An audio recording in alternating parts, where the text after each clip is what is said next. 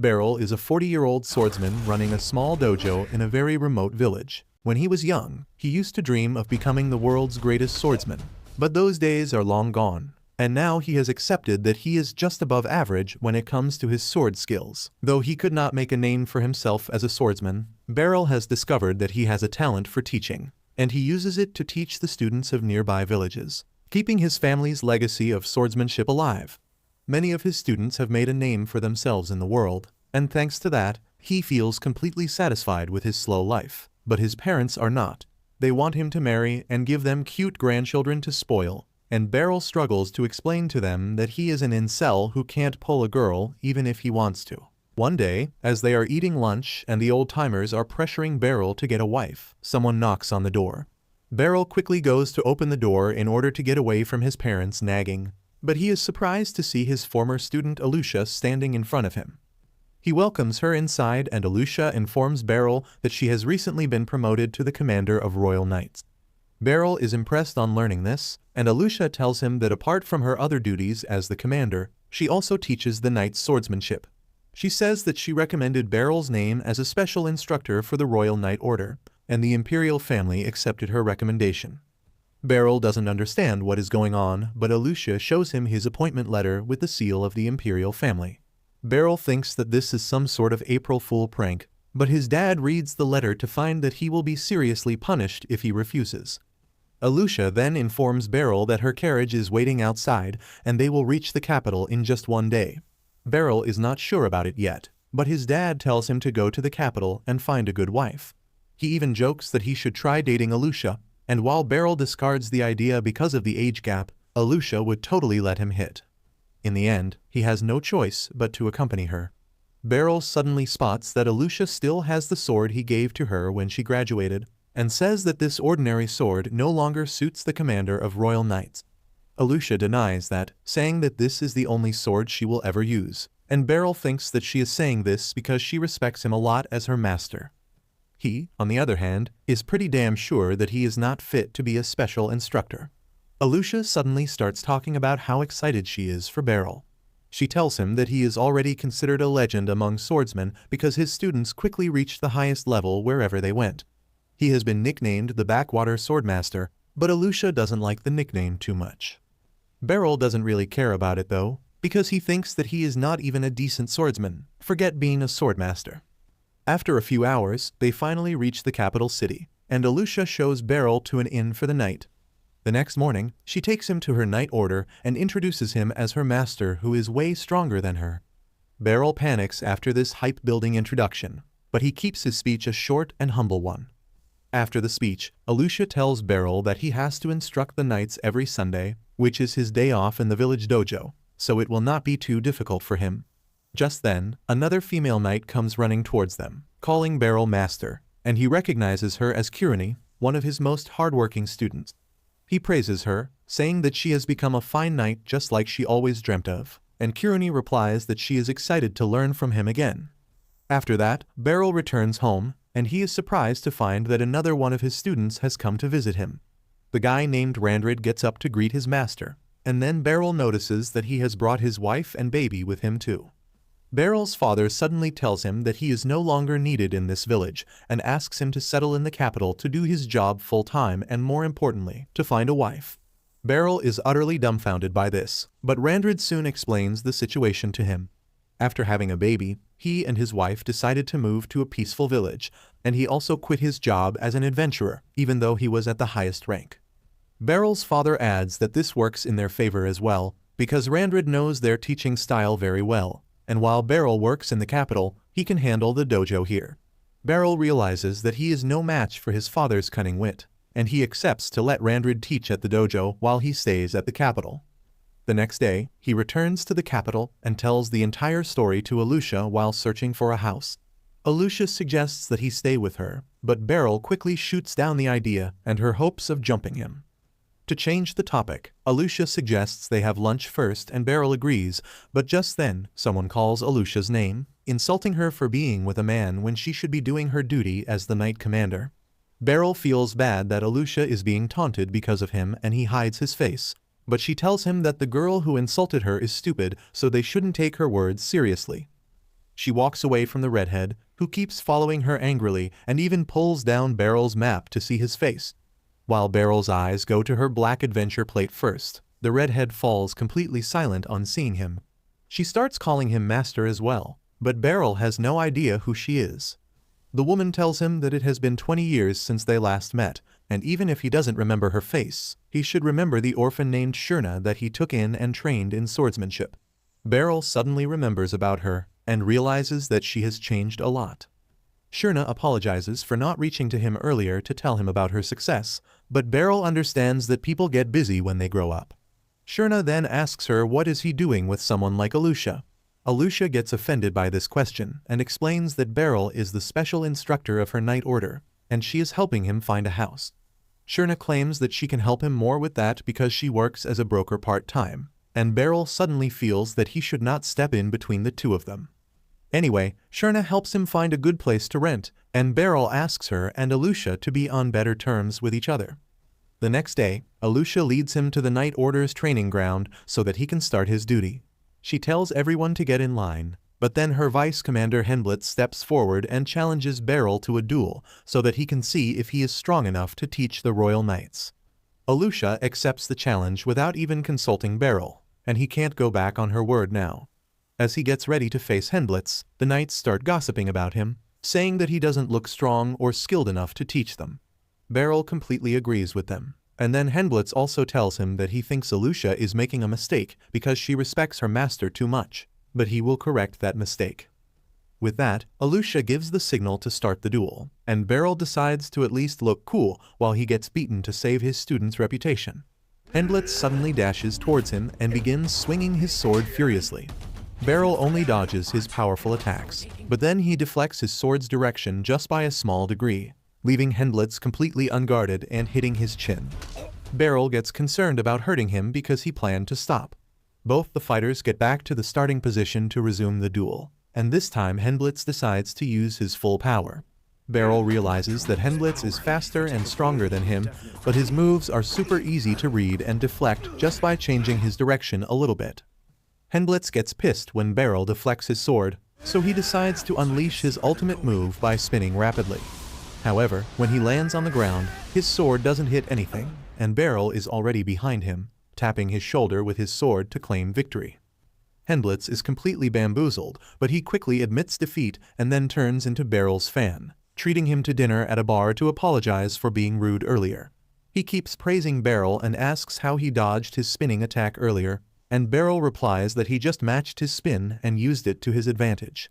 He tells Henblitz that if he had been less rigid in his approach, he would have won the duel, and the Vice Commander gets really excited to learn such fine details from him in the future. Soon after that, Beryl starts teaching the knights seriously. As he teaches two knights about using their opponent's focus on their sword to close in the distance between them, everyone stops to listen to him. Beryl feels that they are giving him unnecessary attention because this is just common sense that he got from his experience. After concluding the teaching session, Beryl takes a break, and Hen offers him a towel. Beryl remembers how intense the guy was during their first sparring match, but thanks to that, everyone respects him now. Suddenly, Kirani comes running and offers to show Beryl around the city if he has no plans for the day. He tells her that he is free and takes up her offer when Hen also insists that he see the city. On the other hand, Alusha is delivering her weekly report to the royal officials who are quite curious about the performance of Special Instructor Beryl. Alusha assures them that Beryl has exceeded everyone's expectations already and then leaves the room. She suddenly starts thinking about how she first met Beryl when her parents moved to a nearby village and enrolled her in his dojo. Alusha was a bit shy back then, but when she saw Beryl for the first time, she thought he was a kind and trustworthy guy. The training he put her through was quite unique because it focused on making her entire body stronger and more efficient. Though she did not get the point of the training at first, she kept on doing it because Beryl praised her for even the slightest things she did well, and by the end of the year, she could feel the difference in her abilities. One day, Beryl decided to spar with his two best students, Randrid and Alusha, to test their progress. When Alusha's chance came, she couldn't find any opening in Beryl's stance, but the moment he moved his arm slightly, she tried attacking him only to get defeated within a split second. She was taken aback by this, but Beryl praised her, saying that she had good instincts because she found the correct time to attack him. Alusha couldn't understand what he meant back then, but soon, Beryl took his students to another school to compare their skills with the students there. Alusha found that her opponent's stance was pathetic, and it didn't take much effort for her to score the winning point against him. The rest of the students won their bouts as well, and when they were on the way back home, Alusha asked Beryl if their dojo was too strong. He just replied that she should not think about winning and losing too much and rather focus on learning from every chance she gets. Suddenly, Alusha realized that she forgot her hairpin at the dojo and immediately ran back to get it. However, the students of that dojo were already waiting for a grudge match.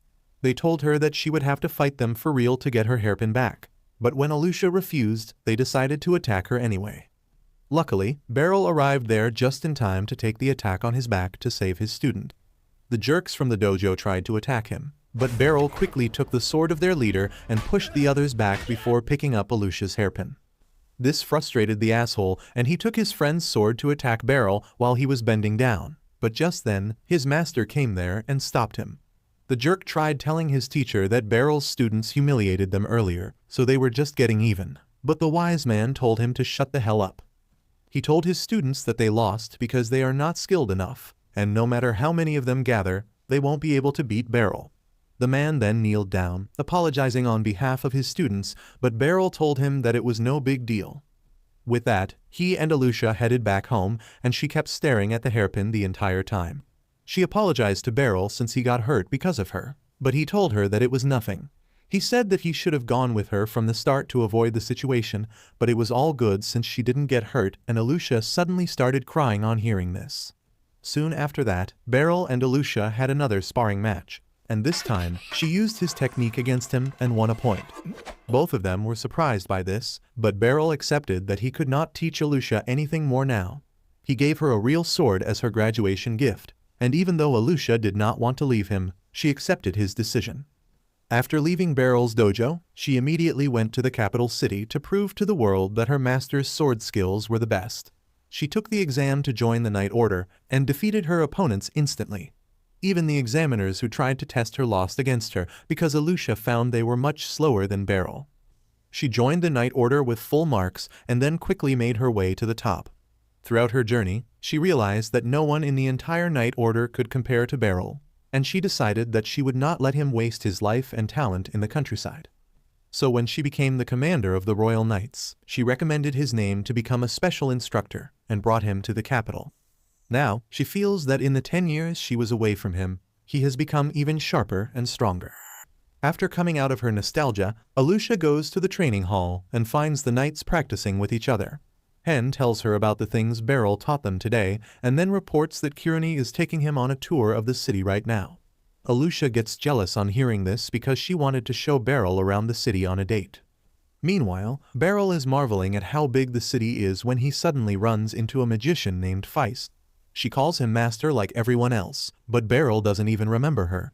Feist acts sad that he can't remember her, and only after she shows him the graduation sword he gave her, he realizes that she used to be one of his students as well. He remarks that she has changed so much that he can't even recognize her now, but Feist is not pleased with his answer. Kirani joins the conversation and tells Beryl that Feist is now a powerful wizard with the magic division now, and that shocks him because he doesn't remember her being able to use magic. Feist startles him by creating a fireball out of thin air, and Beryl is impressed because only the most talented and hardworking people can become wizards. He is a bit sad that Feist has left her swordsmanship skills behind, but he is also proud of her. Just then, they hear a woman scream as a thief steals her purse. Beryl and Kirani get ready to catch him, but Feist stops them because she wants to deal with the situation herself. She draws her sword and then charges it with magic before sending a flying slash towards the thief. The magic slash ties the thief's legs together, causing him to fall to the ground, and Kirani immediately puts him under arrest. Feist then proudly tells Beryl that she uses the sword skills he taught her in the form of her unique sword magic, and he feels even more proud of her. The next day, Beryl wakes up early to go on a morning walk around the city, when he suddenly hears someone calling him from behind. As he turns around, he finds a girl talking to him, and he asks her if she is lost. The loli gets offended because Beryl is treating her like a kid and then introduces herself as Lucy, the commander of the Magic Corps where Feist works. Beryl still thinks that the lowly is just a girl playing games, so she creates a huge fireball to show him that she is the real deal. He finally believes her after seeing the fireball, and Lucy invites herself over to join him on the walk. She tells Beryl that Feist told her a lot about him, and that made her realize how strong and skilled he was. Beryl acts humble and says that he is just a regular country bumpkin, but Lucy doesn't believe him. Instead, she leads him to an open area in the middle of the city and tells him that she is obsessed with magic and always tries to improve herself. Beryl replies that he gets her because he does the same with his swordsmanship, but he doesn't realize what Lucy is planning. She tells him that she wants to test her skills against a strong opponent and then suddenly launches an attack in his direction. Beryl dodges the attack thanks to his quick reflexes and then draws his sword because he realizes that Lucy is serious about fighting him. Lucy asks Beryl if he doesn't want to test how much he has grown against her. She asks if he doesn't think she is a strong enough opponent for him, and Beryl replies that he is the one who is not strong enough. Lucy tells him that they will find it out after the fight and then combines her smaller fireballs into a huge one to yeet it at him. Beryl dodges the giant fireball at the last moment, but Lucy doesn't give him a break. She keeps shooting fireballs at him, and Beryl barely manages to dodge all of them. Immediately after that, Lucy creates sturdy ice crystals and throws them at Beryl, but since they are solid, he doesn't have much trouble slashing them in half. Lucy decides to go back to shooting fireballs and Beryl dashes towards her, aiming to knock her out quickly. He reaches dangerously close to her, but just before he can hit her, Lucy unleashes a firestorm from her body, forcing him to back away. Beryl tells her that it is cheating if she protects her like that, but Lucy has more surprises for him. She suddenly creates some floating fireballs behind Beryl that chase after him no matter where he runs. He dodges all the attacks, almost losing his balance many times, but Lucy is impressed. She asks him if he has ever fought a wizard before, and he replies that she is the first one. Lucy stops her fire attack on hearing this and sends a giant ice block towards Beryl, who deflects it towards her instead. Lucy simply vaporizes it with fire and using the steam as his cover. Beryl decides to land the finishing blow on her. However, Lucy was ready for that and she electrocutes him midair and throws him back. She tells Beryl that he is even better than she expected and he deserves seeing her ultimate attack. She starts gathering her magic for the ultimate attack, and as Beryl sees the space around her get distorted, he realizes that he will be done for if he gets hit by the attack. Luckily, Lucy changes her mind at the last moment and cancels the attack. Beryl nervously asks her what would happen if her ultimate attack hit him, and she says that he would be mincemeat, quite literally. She then praises him, saying that he is really strong, and now she understands why Feist looks up to him. Beryl replies that he was no match for her, and if she was serious about fighting, he would have been defeated and dead long ago. Lucy laughs at his humility and tells him to come by the magic division sometimes so that she can repay him for suddenly attacking him. Beryl is glad to receive that offer, but when Lucy tells him that he is going to be her guinea pig to test new attack spells on, he immediately refuses to meet with her ever again. Later that day, as Beryl returns from training the knights, he runs into Feist, who is delivering magic potions to the Night Order. She also has a bottle of expensive wine to apologize for Lucy's actions. Beryl decides to accept the bottle, and just then, Alusha comes there. Feist takes her leave and Alusha tells Beryl that she has something important to discuss with him. She tells him that Schurner recommended his name to train new adventurers before they start their careers so that they don't die in the first dungeon raid itself. Those words remind Beryl of his first dungeon raid where he got his clapped by some monsters and never went back. Alusha tells him that there is no issue from the Night Order if he wants to take any side gigs, so Beryl decides to talk with the guildmaster first. Schurner leads him to the guildmaster's office, but to his surprise, Lucy is also there for some business. Guildmaster Nidus greets Beryl, saying that he has high hopes for him since he trained a great adventurer like Schurner. Even Lucy recommends him for the job, and Beryl realizes that he won't find a way to refuse this job now. However, when the guildmaster's assistant arrives there and begins questioning Beryl's qualifications, he sees a ray of hope that can save him from the job. The assistant says that even though Schurner, Alusha, and Lucy trust Beryl, the guild needs to see his skills before hiring him. He suggests that Beryl should spar against Schurner so that they can judge his skills, and Beryl realizes that he is in even deeper now. He can't refuse and goes to the training ground, and all the adventurers gather there because they have never seen Schurner deem anyone worthy enough to duel with. However, all Shurna can think of is that she is finally getting her chance to show her skills to her teacher. She remembers the time when her parents were traveling to a nearby city to sell some goods, but then a monster attacked them. Her mom pushed her into the river below so that she would survive, and it was her fortune that Beryl found her. He brought her home and helped her get better physically, but her mind was in tatters because of her parents' death. She was not interested in anything, but then she saw Beryl practicing his swings. He asked her to give it a try herself and soon found herself getting more and more interested in swordsmanship. Beryl kept teaching her patiently and gradually, Shurna started recovering mentally as well. Beryl noticed that she was quite agile, so she suggested that she use twin swords instead of one, and that became her style. Then one day, a well-to-do family from the city adopted her and Shurna had to leave Beryl's house before she could even graduate. She left with tears in her eyes and decided to become an adventurer, so that she could save people and use the skills Beryl taught her. Now, as she faces her teacher after 20 years, she feels nostalgic and so does Beryl. He decides to give it his all so that his student is not disappointed in him. Just as the fight starts, Shurna leaps high in the air to attack him. Beryl blocks her initial attacks while getting pushed back, but he soon starts gaining control of the situation. He is still having trouble keeping up with her pace, but Shurna is thrilled to see that she can't land a single hit on him despite trying seriously. She is happy that she can live out her dream of fighting her teacher seriously, and Beryl is also proud of her for never neglecting her training even after she left his dojo. He realizes that she is better than him in speed, strength, and stamina, but he finds one weakness in her fighting style. As Shurna lunges to attack him again, he thrusts his sword through her arm guard and makes her drop it. Shurna tries to attack him with her other sword, but she is wide open now, and Beryl easily trips her. She falls to the ground and Beryl points his sword at her, telling her that the fight is over. Shurna is really happy that she lost and thanks Beryl, and the crowd goes crazy on seeing such a high-level fight. Shurna tells him that as she expected, she is not good enough to beat her teacher yet. Beryl tells her that if the fight had gone on for 10 more seconds, he would have lost, but he noticed in time that she has still not mastered her left hand yet. Just then, Lucy and others also come there, clearly impressed by Beryl's skills. The assistant apologizes for doubting his skills, and then the guildmaster asks him to start teaching the new adventurers at the earliest. Only then does Beryl realize that he should not have shown his skills because now he can't turn down the job. The next day, Beryl and Shurna lead a team of 3 newbies into a beginner-level dungeon.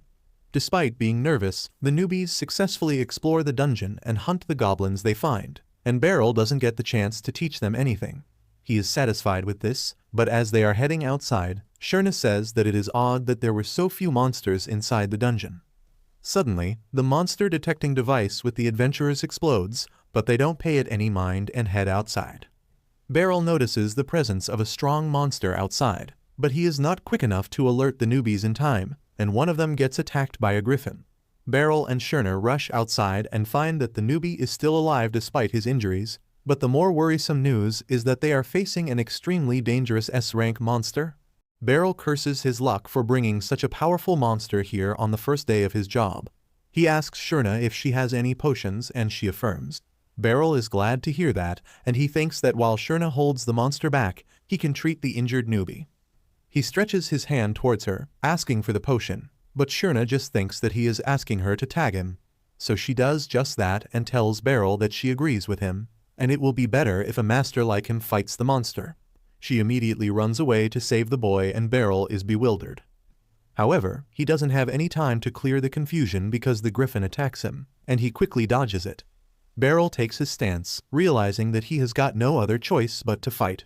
The monster keeps attacking him with its claws, and Beryl keeps getting pushed back little by little as he tries to parry its strikes.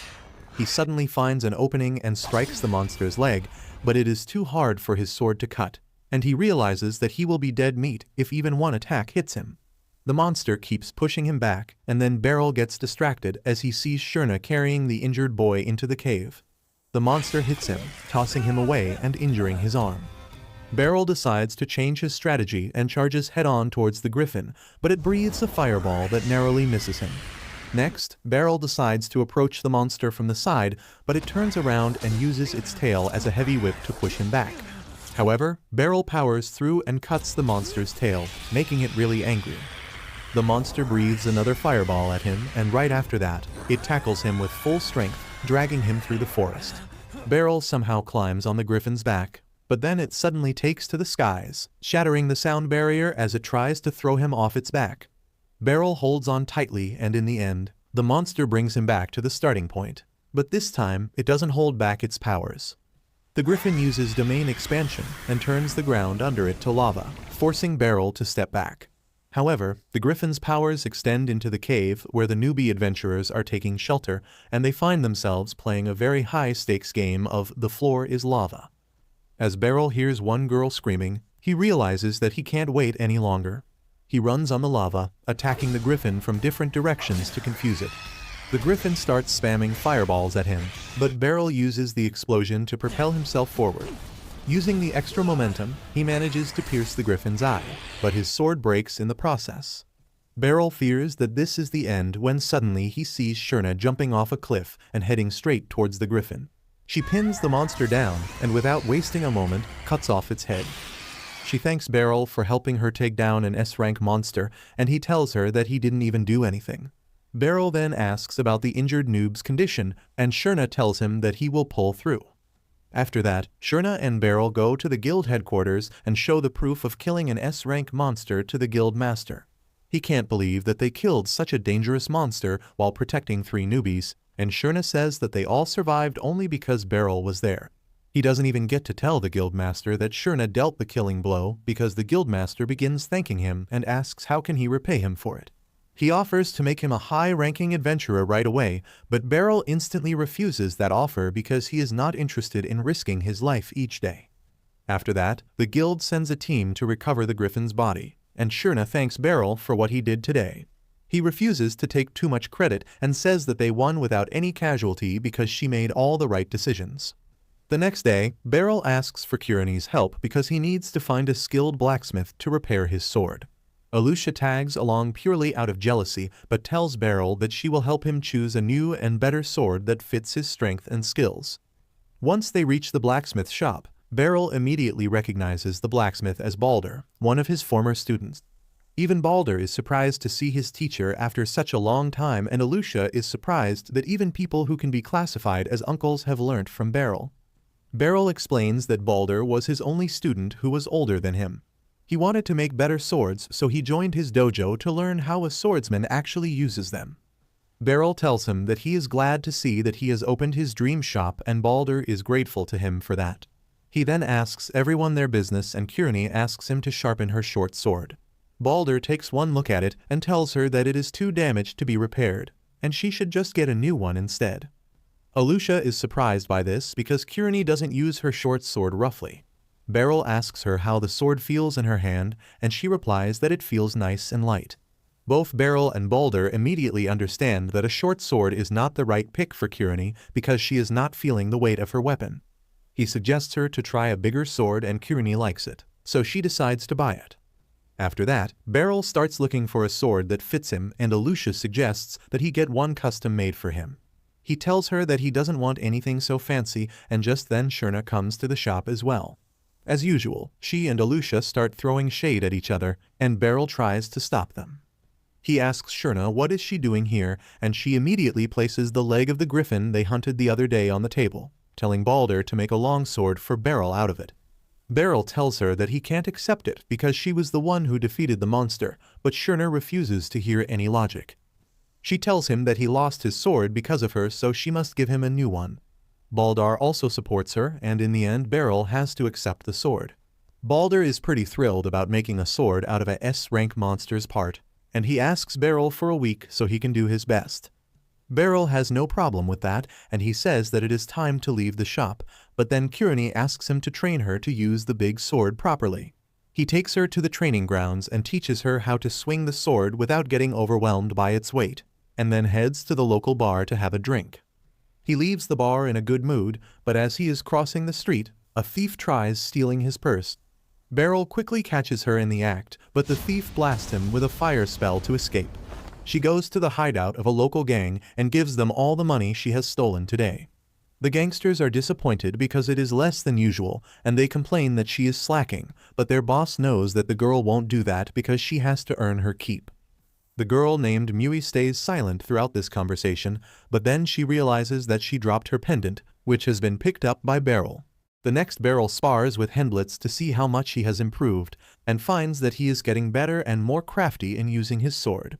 However, he is still not at the level where he can land a strike on Beryl, but he is pleased by his performance. He promises that he will keep getting better, and though Beryl is proud, he also realizes that he needs to work harder himself so that his students can become better. As the two of them talk about the training process, their attention goes to Kirani, who is still getting used to a longsword. Beryl compliments and tells her to keep working hard, and Hendlitz remarks that it was a very bold move to suddenly switch her weapons from dual blades to a longsword. Beryl replies that it is the right fit for her and will make her stronger, and Hendlitz replies that he wants her to become stronger soon because they have some urgent matter at hand. Beryl inquires about it and learns that a group of thieves who call themselves the Dark Hand of Twilight have started working in the capital, and the Royal Knights are trying to investigate them with other forces. Hendlitz says that once they find their hideout, they will destroy the group entirely, and Beryl agrees with the idea. He says that the knights probably won't lose even if their numbers are equal to the thieves, but he recommends having an unfair advantage to make sure that nothing goes wrong. Hendlitz thinks that Beryl is interested in helping them, and he asks him to leave the rough task to him. Beryl just wipes his sweat because he was almost roped into fighting some thieves. Suddenly, he takes out the thief girl's pendant to ask Hendlitz to find its owner, but just then, Kirani comes there and asks if he plans to gift it to Alusha. Hendlitz joins her and praises Beryl's taste, but he freaks out because he doesn't know how to react to this. He then tells his two students the story of his encounter with the thief girl and how she startled him by using magic, so he had to let her go. Hendlitz and Kirani are confused by his story, because using magic is a rare and valuable talent, and anyone who can do so should not need to pick pockets. Hendlitz suggests that maybe the thief was using some magic accessories that she had stolen earlier. Kirani changes the topic and asks Beryl what he wants to do with the pendant, and he replies that he wants to return it to its owner because it might be stolen too. Hendlitz tells him to turn it over to the receptionist at the night order, and Beryl does that before heading home relieved. He doesn't want to get involved in the case any further, but the death stare the girl gave him last night still bothers him. Just then, he walks past an advertisement board and begins looking for something that interests him, and suddenly, he hears a girl cussing loudly as she searches for something. Beryl asks her if she lost something, but the girl Mui is already pissed enough to handle being bothered by a rando on the street. She yells at him to leave her alone, but Beryl is already in her face, and they both recognize each other. Mui attacks him, telling him to return her necklace, and Beryl feels awkward with everyone staring at them. He tells her that they should not attract too much attention to themselves and takes her to a quiet street, where he asks her if she stole the pendant. Mui replies that it was hers and Beryl believes her. He tells her that he gave it to the Night Order as lost property, and Mui gets anxious because now getting the pendant back won't be easy. However, Beryl has her covered, and he asks her to come with him because he can help her prove that the pendant belongs to her. Mui doesn't fully trust him, but she angrily follows him. Beryl tries to initiate small talk with her, but she is not interested at all, and when he tells her to stop doing dangerous things, she turns her face away. Beryl feels that she knows that what she is doing is wrong, and that makes him more curious about her story. Soon, he gets the pendant back from the Night Order, and Mui goes feral as she tries to get it from his hands. Beryl tells her to wait, and just then Alusha arrives there. One look at Mui and she immediately thinks she is Beryl's secret child or something, but he tells her it is not the case. He goes to her office and tells her the full story.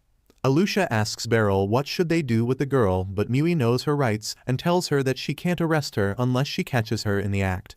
She then demands Beryl to return her pendant, and when he asks if she will stop picking pockets if he does that, she refuses. Alusha tells Mui that she has great potential if she can use magic at her age, and she asks her not to waste her talent like this.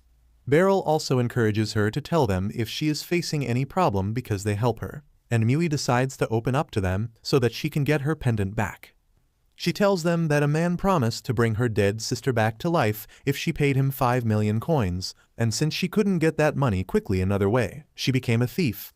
Both Beryl and Alusha realize that she is being scammed by a bad guy, but they can't tell her the truth so directly. Alusha leaves the room for some important business first, and then Beryl notices that Mui is really hungry. He buys some bread for her, and as Mui bites into the whole freaking loaf, he tells her that he wanted to see her again after last night, and it was fate that brought them together. He assures her that he can help her and things will turn out well in the end, but Mui doesn't care about his words. Defeated, Beryl returns her pendant and Mui tells him that she is leaving now. However, before she can go outside the room, Alusha returns with Lucy by her side. Lucy is curious to see if Mui really has any talent for magic, but the girl refuses to talk with someone who looks much younger than her. Lucy shows off her skills by setting the teacup on fire to warm it and Mui gets scared of her.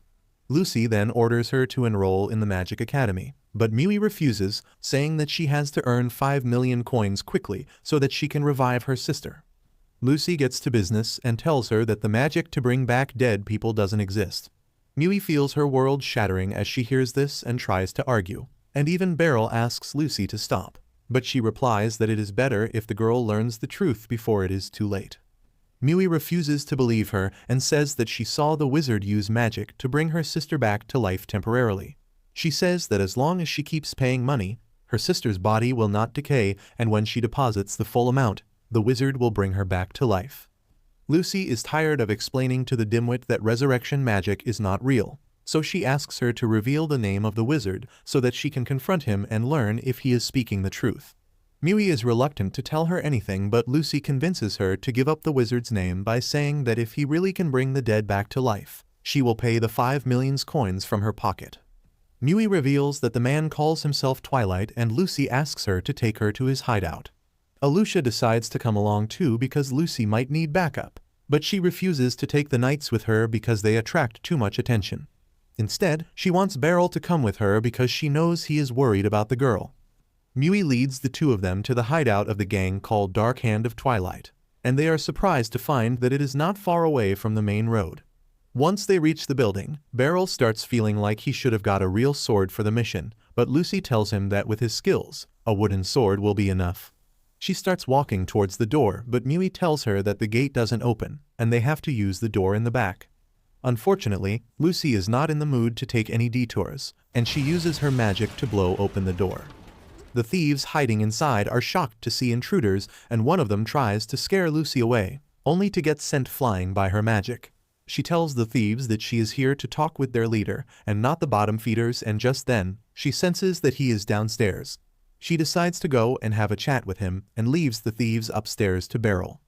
Beryl draws his wooden sword, and the thieves get offended because they think he is underestimating them. One of them curses Mui for bringing enemies to their lair and charges at her, but Beryl gets in the way and knocks him down with just one hit. As the fight begins upstairs, Lucy reaches the basement where the wizard named Twilight is sitting on top of a coffin. She confronts him about his claims to bring the dead back to life, and Twilight replies that he never imagined that the commander of the Magic Corps would come to see him personally. He immediately uses a magic accessory to create a huge chunk of ice to trap her, but Lucy immediately melts it. She remarks that Twilight has some powerful magic items, and he decides to show her that he has got more of them. He uses another bracelet to lift everything in the room up, and Lucy realizes that he used it to move the corpse and fool Mui. Twilight laughs, calling Mui a dumb brat who was so easy to trick, and Lucy shoots a fireball at him. He deflects it using magic, and then Lucy calls him a kid for using toys and thinking they make him a real wizard. Twilight gets offended by this and begins charging a fireball using his bracelet, but Lucy uses a special spell to send him flying before he can even realize it. Upstairs, Beryl knocks out the thieves without even breaking a sweat, and once he is done, Lucy returns. Beryl asks if she did her job too, and she brings Twilight, who has given up hope to even stand up against her. She slams him on the ground and asks him to tell the truth to Mui if he doesn't want to get hit by her spells again. Twilight says that resurrection magic doesn't exist, as he asks Lucy to spare him. Mui is devastated on confirming the truth, and Lucy decides to leave her alone with Beryl while she contacts the night order to arrest the thieves. Beryl and Mui go downstairs to find the coffins empty, and Mui feels that she has nothing to live for anymore. She wonders what can she even do now, and Beryl tells her that everything will be fine, and it is the job of adults like him to help her figure it out. Soon after that, Lucy returns with the knights who arrest the thieves and take them away. Lucy tells them that Twilight didn't really seem like a boss character, so she is sure someone was controlling him, and she asks Alusha to continue the investigation. Alusha and Hendlitz take the thieves away with that, and Lucy decides to take Miui's custody for the time being. However, just as all of them head home, the guy controlling Twilight comes there and uses his magic to cause him to blow up from the inside so that he doesn't talk. The man then returns to his boss, the Pope, who is the one behind the thieves. He has coffins full of dead bodies lined up in the church, and he tells his lackey that he did good by silencing Twilight, because now they can perform a great miracle without anyone disturbing them. The next day, after Beryl is done with training the knights, Alusha approaches him and whispers that they need to talk in private. She takes him to her office, where she reveals that the magician named Twilight died while they were taking him to the prison. They found the remains of a magic device inside him that caused him to explode, and currently, the knights are investigating the matter with the help of the Magic Corps. Beryl is taken aback by this, and he learns that Twilight's lackeys didn't know anything about where the preserved bodies went. Beryl thinks this is definitely suspicious, and now he is sure that Lucy was right when she said that someone is controlling Twilight like a puppet. After that, Beryl goes to Baldur's shop along with Curony, and the master blacksmith has finished making a sword for him using the griffin's leg. Beryl is impressed by the sword, but he thinks that it might be too much for a regular old guy like him. However, Curony hypes him up, saying that it will be a perfect fit for him, and she is excited to see how well it performs. Beryl tells her that they will try it out as soon as they reach the training grounds, but as they leave the shop, they find Lucy waiting for them. She tells Beryl that they need to talk in private, and he tells Curony that the sword's test run is postponed. Lucy then takes Beryl to her huge mansion, and he asks her about Miui's update. Lucy says that currently she is trying to encourage her to join the Magic Academy, but it is not an easy job. Once they reach inside, Beryl sees an unfamiliar face and Lucy introduces himself as Ibroy, a priest from the Church of Sphene. Beryl knows that the Church of Sphene is a religion founded by their neighboring nation, and he wonders why a priest is here. Lucy tells him that all the magic tools Twilight had on him were made in the nation of Sphene, and Ibroy adds that the person who delivered them to Twilight was Bishop Revios. The bishop also made him collect dead bodies in return for the magic items, and now it is clear that Twilight was working for him the entire time. Beryl is confused about why a bishop would need dead bodies, and Ibroy tells him that it is for the miracle of Sphene. Lucy explains that in Sphene, they refer to magic as miracles, and Ibroy says that among the many miracles, the greatest one is the resurrection of the dead. However, it is said to have been performed only by their god, and many people believe that it is just a myth. Ibroy says that Bishop Revios is researching this miracle using the dead bodies, but doing something to stop him is not that easy. Right now, he is in this kingdom, and Lucy says that the Night Order has sent him summons to act as a witness for a case tomorrow. She hopes that he peacefully complies with the order, because if he runs to his country, they can't do anything about him without creating tension between the two nations.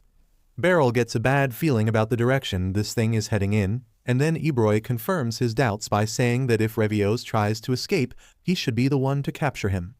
Lucy says that if the Knights or the Magic Corps take any action, it can lead to an international incident, but Beryl is basically a freelancer, so he can arrest the bishop without too much trouble.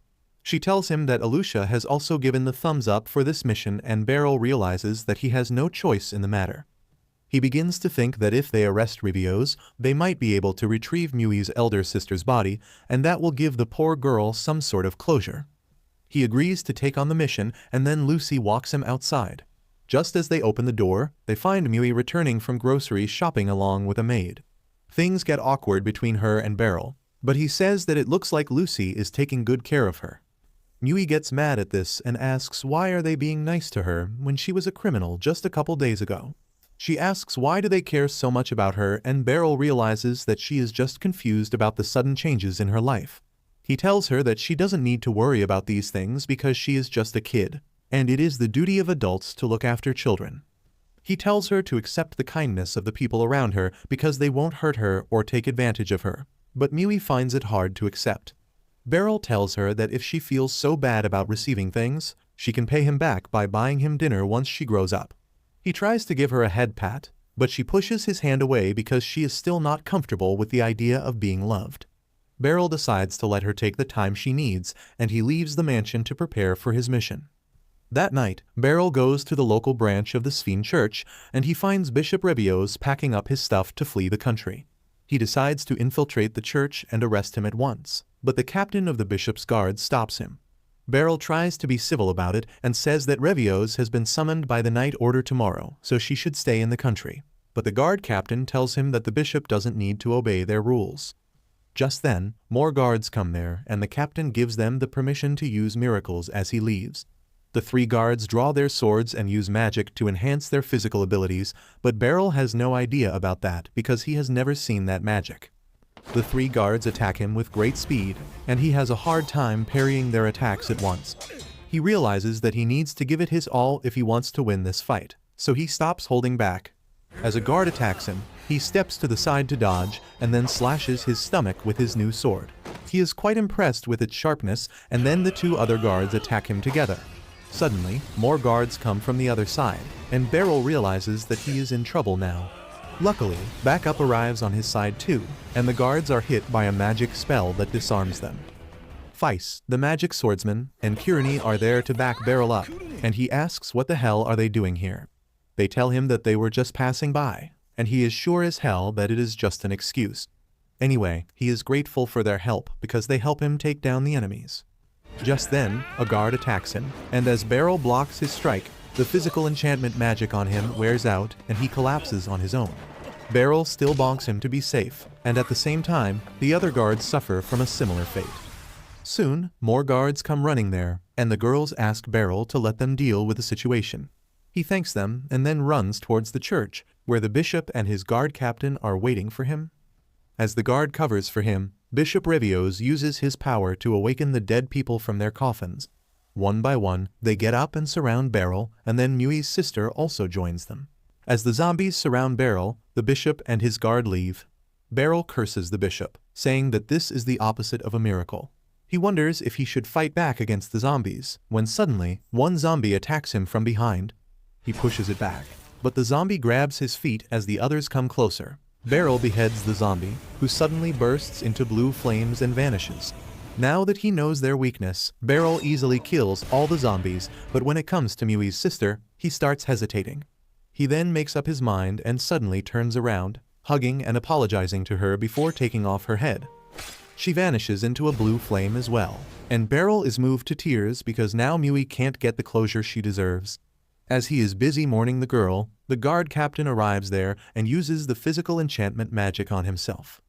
He dashes at Beryl without even giving him a chance to get ready. Luckily, Beryl blocks his first attack, but he finds it hard to block the next ones because the guard captain is stronger than anyone he has ever fought. Suddenly, the guard captain stabs his arm and Beryl takes a step back. However, he decides that he will teach this man who toys with other people's life a lesson. He rushes towards the guard, dodging his attack and then slashing his arm. The guard captain is shocked that someone can injure him, even when he is buffed up. So he decides to pull out all stops and stabs himself with a magic dagger, further increasing his strength. He launches a ruthless attack on Beryl, who takes a lot of damage because he can't block all the attacks. Despite all that, he is not willing to back down, and he calms himself as he waits for the guard captain to attack him again. As the guard does that, Beryl moves close, barely dodging his sword and then slashing his arm from behind. The guard captain turns around, but Beryl uses his motion against him and slashes his chest. He falls to the ground, bleeding profusely, but then gets up again and attacks Beryl once more. However, pushing his limits turns out horribly for the guard captain as his body suddenly starts bleeding all over. He still keeps moving forward like a madman, saying that if he has to sacrifice himself for a miracle, he will do it. He lifts his sword one last time, but he can't even swing it down and falls on the ground. Beryl is completely stupefied by this, and he asks the guard captain why would he go so far. He just replies that he won't understand and then hits the 0 HP mark, finally falling dead. Beryl walks outside the church with that and finds that Kearney and Feis have already arrested the bishop. He thanks them for their help and then turns to Revios, telling him that he will pay for his unholy actions. Revios doesn't give a crap about it though, and he declares that the kingdom of Sphene is doomed until the church obtains more power, and as a believer of their god, it is his duty to do anything he can to unlock more miracles. Beryl is dumbfounded by the old man's crazy-ass ranting, but his mission is officially over. The next day, he reports everything to Lucy, who praises him, but he is still depressed that he couldn't help Mui. Lucy tells him to follow her instead of whining because she has prepared a good reward for completing his mission. She takes him to a pretty house in a nice location and says that he can have it as a reward. Beryl is taken aback by this, but since he was planning to buy a house soon, he is glad to accept it. He opens the door to enter the house, but he gets another surprise as he sees Mui cleaning the floor. Beryl asks what is she doing here, and Lucy says that she is going to live here from now on. He doesn't understand, so she explains that Mui is going to enroll in the Magic Academy, but she needs the permission of a guardian for that, and she is appointing Beryl as her guardian. Lucy says that it only makes sense for them to stay together, and then asks Mui to trust Beryl because he is a good adult who actually cares about her. Mui hears everything silently, and then opens the door in front of her, saying that she wants this room. If you liked this video, please consider subscribing and watch the video on your screen next.